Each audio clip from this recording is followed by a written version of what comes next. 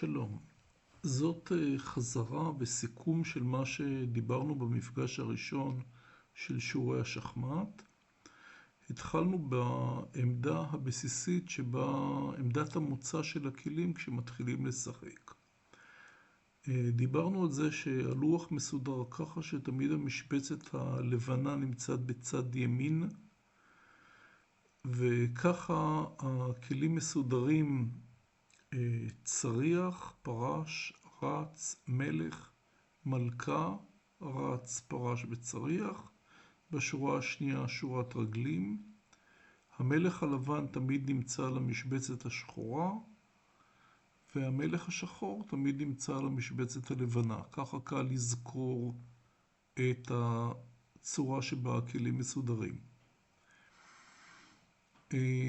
אני אעשה חזרה קצרה על איך זזים הכלים.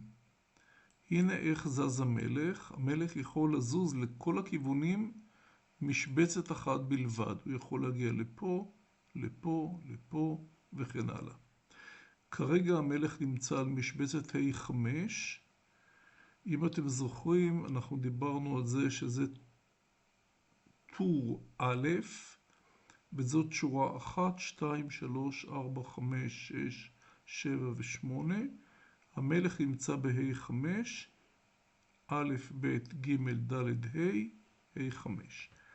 והוא יכול לזוז ל-ד'6, ל-ה6, ל-ו'6, ל-ד'5, ל-ו'5, ל-ו'4, ל-ה4 ול-ד'4.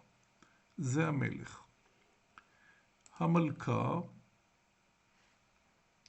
יכולה לזוז לכל הכיוונים כמה משבצות שהיא רוצה, כל עוד זה פנוי. אז שוב, המלכה נמצאת ב-A5, ואתם רואים את כל המשבצות המסומנות, א1, ב2, ג3, ד4, ה1, ה2, ה3, ה4, ה6, ה7, ה8. תראו איזה כוח יש למלכה, ותבינו למה היא שווה 9 נקודות. תראו את כל המקומות שיוכל להגיע מסומנים בעיגולים. בואו נלך הלאה. הנה הצריח. הצריח שולט בכל המשבצות של אותה שורה ואותו טור.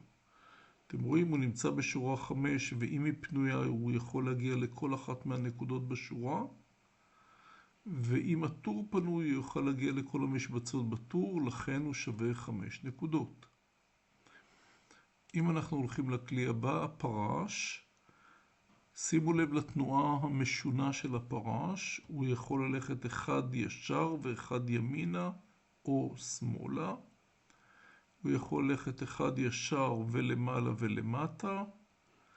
במקרה הזה, שוב, מ-ה5 הוא יכול להגיע ל-ד'7, ל-ו'7, ל-ז'6, ל-ז'4, ל-ו'3, ל-ד'3, ל-ג'4 ול-ג'6. תנועה של הפרש מיוחדת, ואם אתם שמים לב, הוא תמיד מחליף צבע. אם עכשיו הוא במשבצת שחורה, הוא יכול להגיע אך ורק למשבצות לבנות. זה דבר מיוחד של הפרש, הוא בכל מסע מחליף את הצבע של המשבצת שבה הוא נמצא. הכלי האחרון מבחינת כלים חוץ מרגלים זה הרץ. הרץ השחור, הרץ הלבן שנמצא על משבצת שחורה, יכול אך ורק להגיע למשבצות שחורות, ולכן הוא, כמו הפרש, שווה 3 נקודות. אז הרץ הזה מ-ה5 יכול להגיע ל-ו'6, ז'7, ח'8, ד'4, ג'3, ב'2, א'1, ובאלכסון הזה לב'8, ג'7, ד'6, ו'4, ז'3 וח'2. הכלי האחרון שנותר לנו זה הרגלי. הרגלי מתקדם ישר. בואו נלך לעמדת הפתיחה. בעמדת הפתיחה הרגלי יכול להתקדם או 2 מסעים, או 2 משבצות, או משבצת אחת. הוא יכול להתקדם משבצת 1 או 2. רק במסע הראשון שלו. אחרי שהוא זז פעם אחת, הוא יכול להתקדם רק משבצת 1. ככה. והרגלי תמיד מכה באלכסון. כלומר, אם זאת העמדה, הרגלי יכול להכות בצורה כזאת. יש עוד משהו מיוחד עם הרגלים, ותזכרו את זה טוב. אם הרגלי נמצא בשורה החמישית, ורגלי שאף פעם לא זז, מתקדם בשתי משבצות.